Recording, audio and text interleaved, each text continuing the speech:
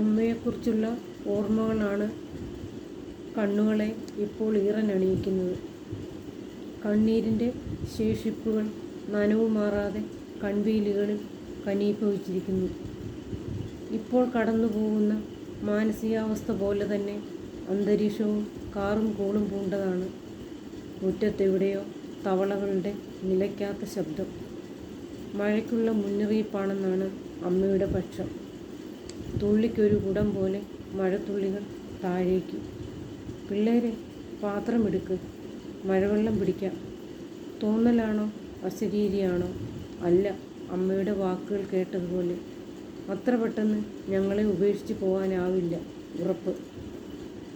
കിണറിലെ വെള്ളം വറ്റാതിരിക്കാൻ വേനലിലേക്കുള്ള കരുതൽ. ചെവിയോർത്തു. അമ്മയുടെ നടത്തത്തിൻ്റെ ശബ്ദം മുറ്റത്ത് കേൾക്കുന്നുവോ? ഇടിയും മിന്നലും പുള്ളിക്കാരിക്ക് പ്രശ്നമേ അല്ല. മഴയിൽ നനഞ്ഞു കുളിച്ച്. അമ്മ മഴയെ അത്രയ്ക്ക് ഇഷ്ടപ്പെട്ടിരുന്നുവോ? അറിയില്ല. മരിക്കുമ്പോൾ ശരീരത്തിൽ തീ കൊളുത്തുന്നതിനോ ഭസ്മമാക്കുന്നതിനോടോ യോജിപ്പില്ലായിരുന്നു. അച്ഛനോടൊപ്പം ആ കുഴിമാടത്തിൽ മണ്ണിനെ നനയിക്കുന്ന മഴയുടെ ലാളനയിൽ മയങ്ങാൻ ആഗ്രഹിച്ചതുകൊണ്ടാണോ ശരീരം അടക്കം ചെയ്യണം എന്നാവശ്യപ്പെട്ടത്? അത്രമേൽ പ്രിയപ്പെട്ടതായിരുന്നു അമ്മേ മഴ. മഴയ്ക്കൊരു മേഘസന്ദേശം. അമ്മ ഇപ്പോൾ അവിടെയാണുള്ളതെങ്കിൽ അറിയിക്കണം. എപ്പോഴും പെയ്യാൻ പാകത്തിൽ തുലാവർഷ മേഘങ്ങൾ മനസ്സിലുണ്ട്.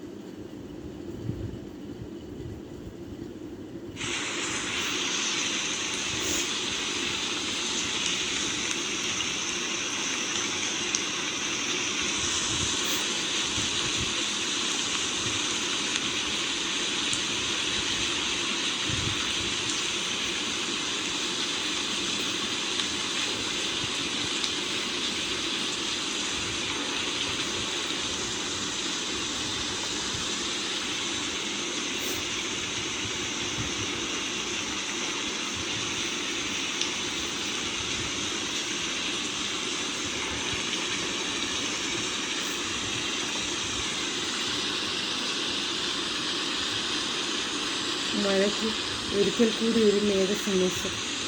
അമ്മ ഇപ്പോൾ അവിടെയാണുള്ളതെങ്കിൽ അറിയിക്കണം. എപ്പോഴും പെയ്യാൻ പാകത്തിൽ തുലാവർഷ മേഘങ്ങൾ മനസ്സിൽ ഉറഞ്ഞു കൂടുന്നുണ്ട്.